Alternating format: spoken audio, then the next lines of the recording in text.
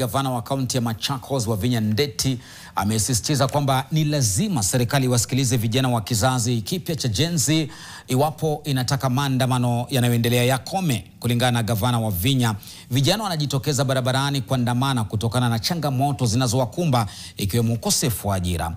Alizungumza katika eneo bunge la Mwala katika hafla ya kuwapa wakazi vifaa vya kuwasaidia katika kuimarisha kiuchumi haswa kwa makundi ya kina mama na pia vijana. Wavinya alilaumu serikali ya kitaifa kwa kuzinyima serikali za magatuzi fedha za kuwawezesha kufanya uzinduzi wa nafasi za ajira kwa hao vijana wanaoandamana.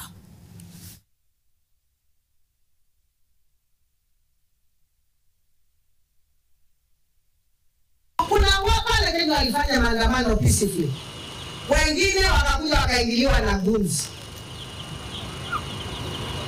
Mimi ningependa hii nchi ni yetu sisi wote. Na wale wengi ni hawa vijana.